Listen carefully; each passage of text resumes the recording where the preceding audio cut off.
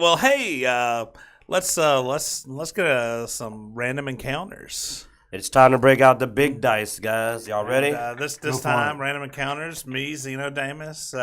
We got Q and our guest Kyle Jones from Discussing Comics and Discussing Who. The way you guys did my name there, that's kind of cool. Yeah, like Kyle. So yeah, we got our guest for random encounters. Oh yeah, the camera. Let me pull up the list so everybody gets that chance to see what our topics are. Now memorize this list. There'll be a quiz later. All right. Oh, Lord, man, I'm out of school. I am done with quizzes. All right. So who's gonna roll? Apparently, first? we're going clockwise. Clockwise. Okay. 5. That's super, but not super powered. You gotta like this one, Mr. Discussing Comics. Yeah. So I guess I rolled it, so I got to come up with come up with our discussion. Our character that doesn't have superpowers but is amazing.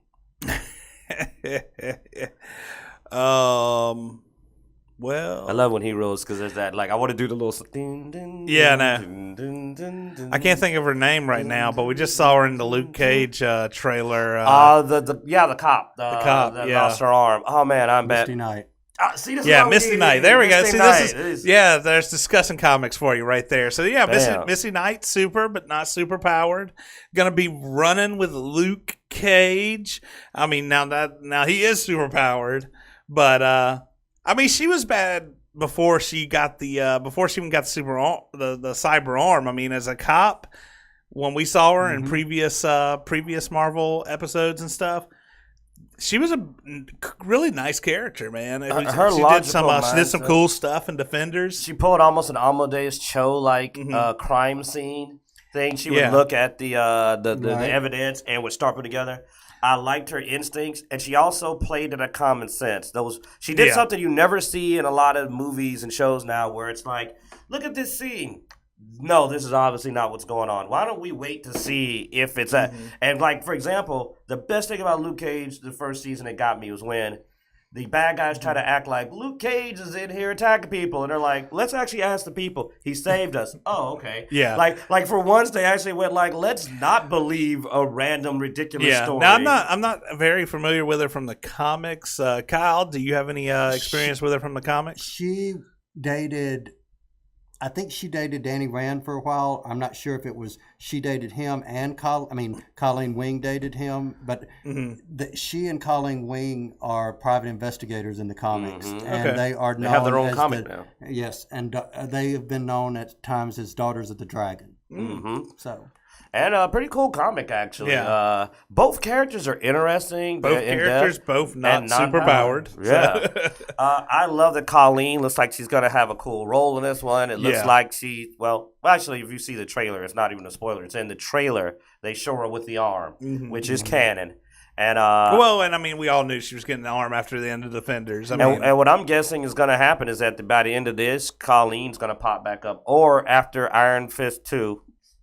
Colleen will finally realize Danny Rand sucks as much as we do, and will leave him for Mr. In fact, now that's a cool date. Like if those two started dating, kind of like Poison Ivy and Harley Quinn. I think that'd be cool, and it feels less forced than Poison Ivy and Harley Quinn. I always felt the Poison Ivy and Harley Quinn was kind of just like people shipped them so long they did it, but Misty and Colleen, they had a little bit of chemistry. So Defenders. What's his name? The Tool guy.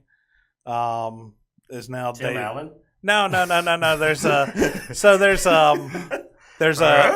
a Wade Wilson copycat now in DC that his thing are tools, but he's got he's got the whole Deadpool look to him, and now he's dating Harley Quinn, and it's basically because people shipped Harley Quinn and Deadpool so much that they actually made a character that looked sort of like Deadpool. But what happened to Ivy? Are you talking about Deadshot?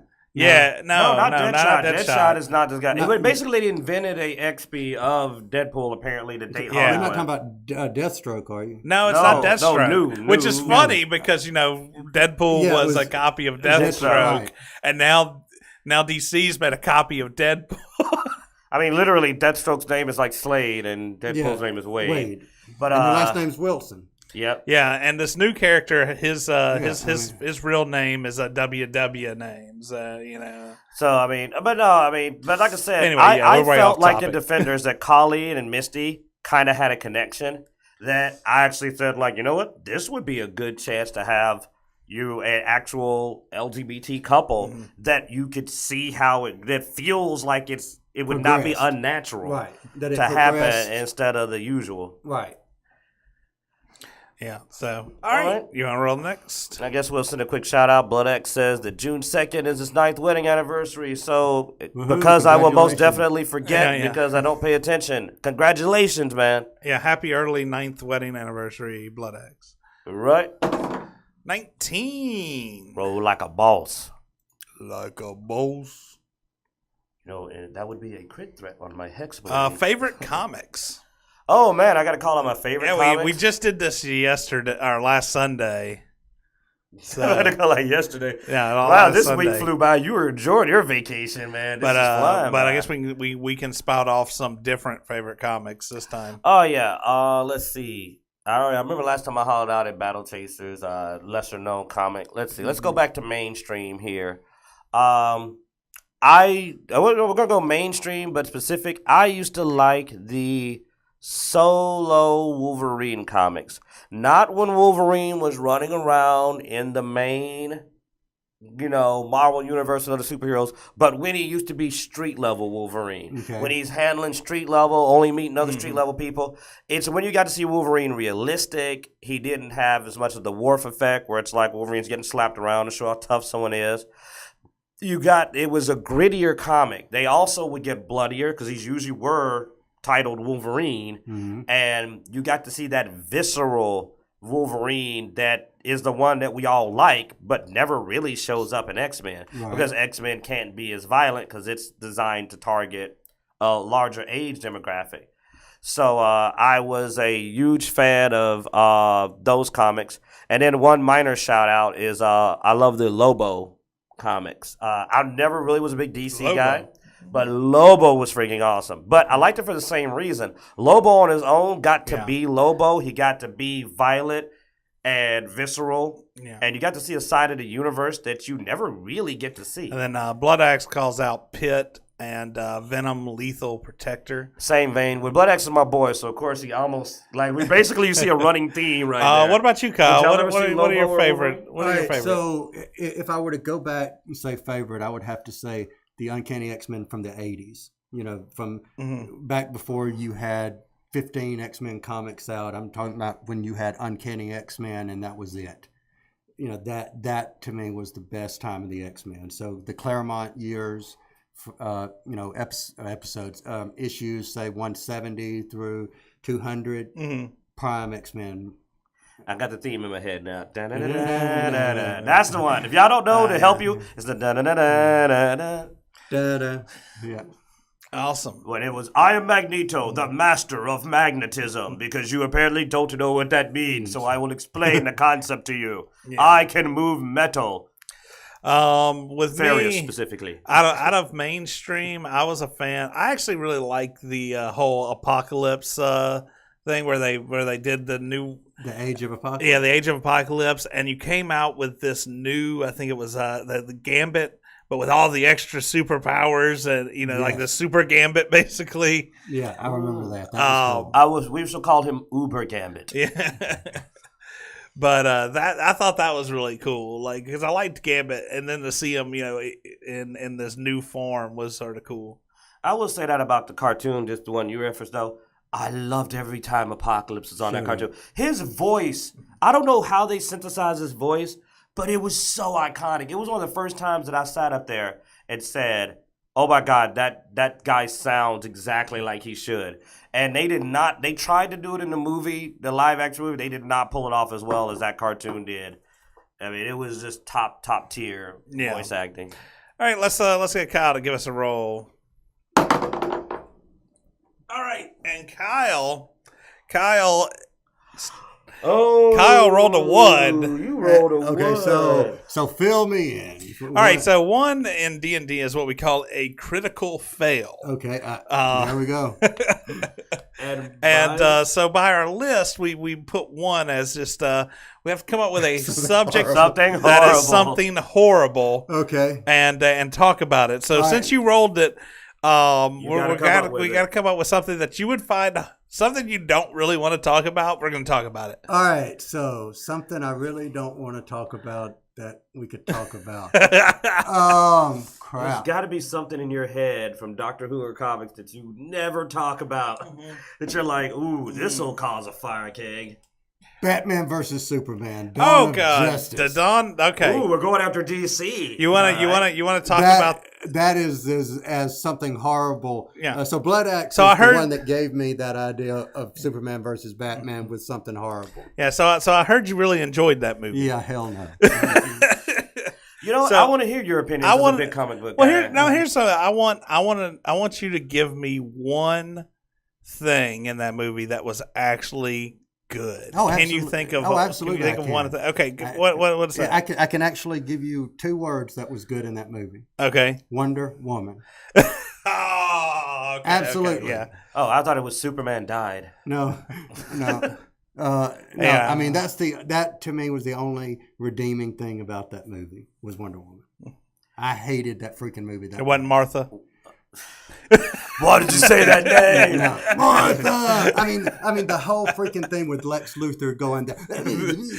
Despite the fact that I literally know who you are and have researched it, should know your name's Martha because I'm the world's greatest detective. Why did you say that name? Yeah, and the whole freaking thing with I'm trying to kill you. I've been trying to kill you, but now I know your mother's name is Martha. You're my new best friend. Yeah. Even though I should have known your mother's name is Martha. Yeah, exactly. I literally called you Clark. Exactly. So that's epic. Horrible. So what was okay? Now this has got to be horrible. So first of all, what was the worst part of that movie? Lex Luthor. Lex Luthor, all right. Or as I like to call, like that guy's audition for Joker. Yeah, exactly. If they would have said he was Joker, I would have been fine with that, and I would have probably said it was an okay movie. And you want to know what's funny? He could have been the Joker. Yeah, see, I'm with Blood Axe with Ben Affleck. And I think y'all are wrong. I don't think Ben Affleck's the worst part. I believe Batman was terrible. I don't think Ben Affleck as Batman was terrible. But then that's because I don't really care anymore who's in the suit because I've seen like 8 people. Yeah. Mm-hmm. So, but seriously, here's the funny part. That is a very real statement to me. If it had been the Joker who had found out who Batman and Superman were and came up with that crazy plan and then decided to put his insane, messed up DNA because he's got all these chemicals in his system. That would have made sense. It would have made Doomsday. His crazy idea of looking Superman in the face and going like, you better go kill Bats quick or else Martha's going to pay. That would have made sense. Yes. The whole plot actually works if it was the Joker. Agreed. It actually works. It fails because it's Lex Luthor Jr. And he's just like the Jolly Rancher scene would have been so freaking Joker, just like, put that in your mouth. Yeah. Now, give me the kryptonite. Come on, give it to me. You know, I'm literally acting it out. Yeah, like, but not good. But are you familiar with, there is really a Lex Luthor Jr.? No, actually I wasn't familiar with it. But does he act like the Joker? Well, he's from Earth 3, which is a Earth where Superman, Batman, Wonder Woman are bad. And he survived the original crisis back in 85. Mm-hmm. And then in 2005 went crazy and tried to create the whole multiverse again. So, long convoluted story, but still he was freaking horrible as Lex. This actor to me was horrible as Lex Luthor. So that's my horrible thing. All right. Well, we're gonna roll this up with one last topic. We're gonna have Google roll for us. So, hey Google, roll me a d20. Rolling a die with 20 faces. The result is 1. No. No. Say Google, give me something horrible. No. Oh wait, I'm sorry, I forgot about your internet search history. Oh, yeah, we're not going to doing 2 something horribles in a row. David Boreanaz would be a great Batman. Not bad. Mr. Blood Axe threw out David Boreanaz. Interesting. Okay, Google. Roll me a d20. Rolling a die with 20 faces. The result is 9. 9. That's better. You weakling. You should have let Google pick us something terrible. What is your alignment quiz? God dang it. I don't want to do that either. Would you like to go again? No. But we've already done it. It also takes way too long. Well, Google's alignment is I'm pretending to be neutral. Yeah, it's true neutral. True neutral is Google's alignment. When you won't know my real alignment until the final days. All right, so we'll pick an alignment minus something horrible and go AI. Man, when is it going to take us over? What would an AI's alignment most likely be? Yeah. I would imagine that it's going to be only 2 versions of an AI. It's either going to be lawful neutral, which is the most common version seen in movies. No, for the three robot laws programmed AI, and then the other one would actually be, and this is going to be a crazy theory, but chaotic neutral, because I honestly believe that minus that human element and context, the reactions will be almost randomized. Like without those guiding laws, I believe a AI will react to situations in a very unpredictable manner. Because, I mean, you can't really get much farther away from people. And I'm not even saying out loud what you just typed. So, I was replying to Mr. Blood Axe. No, they're not asking that. Yeah, and I don't care if you're listening to the podcast. You're going to have to go look it up to see what was typed. Yeah. Blood Axe says lawful evil, but I don't really think lawful evil. I think it would be lawful neutral for the program system based on the fact that the difference between lawful neutral and lawful evil is always a selfish element, and I don't think an AI would be selfish. Well, here's my thing: the lawful part is programming. I mean, we know AIs are going to follow programming. Sure. As far as the evil, neutral, good, here's my problem. I don't believe that AIs are really. I mean, I know too much about coding and so forth. They're going to tend to sway towards whoever programmed them in that manner. All right, so let me ask this: this concept of good and evil, as we're talking about it, those are concepts that we, as humans, have created. You know, that's just a perception of good and evil. So I'm agreeing with you. It's going to go by whatever. If I create something and program something, if Q or if Xenodamus creates something, there are going to be 3 different types based on whether we intended or not what we created. Yeah, I'll admit, too, that I do have a big flaw in seeing the computer as being lawful neutral versus lawful evil, because while I am a human, I also understand full pragmatism. I guess so. To us, when AIs take over the world, we will probably consider it evil, because honestly, if the AIs take over the world and they decide to make what's going to make the world last the longest, the first thing it's going to do is take out humankind. And, or at least severely curtail it. Because, I mean, for example, here's a perfect example. Most people never think about or consider the blunt realities of population control. Mm-hmm. But from a logical point of view, it's something... What? No. Yeah. Well, there you go. People think that Thanos is evil because he's like, there's too many people. But in reality, the world, I mean, in reality, finite. In reality, he's just a moron because he could have done it better. Well, yes. But I think this is well, see, that's why a computer would have been better. If you had given infinity gems to a computer, the problem would have been resolved logically. First of all, you know what a computer would have at least done different? Ultron. No. One thing the computer would have done different that would have actually, even just one little tweak, is you just got the mind gem. Yeah. Why does anyone know you killed half the universe? Oh, nobody thought about that. No one would even know that half the universe was missing. Yeah. Then no one would come to stop you. Anyway, because no one would know you did it. Before we spoil any more of Infinity Wars, and just in case, let's go ahead and wrap this up. Hey, everybody, thanks for joining us. We enjoyed having you here. And Kyle, thanks for coming on the show with us. I had fun. This was a freaking lot of fun. Would you like to plug anything real quick before we anybody that is wanting to know more about what we do, it's discussingwho.com, and check us out and subscribe to us. So yeah, thanks. All right. And also don't forget, subscribe and follow Dicejunkies on Twitch and YouTube, and go over there to Facebook and like us. And honestly, you can go to Dicejunkies.com and find everywhere we are, and join us and see what you think. Especially YouTube, though. But yeah, especially YouTube. Go to YouTube. Till we hit 4 digits, go to YouTube. Go to YouTube. All right, guys. Hey, thanks for joining. We hope you enjoy.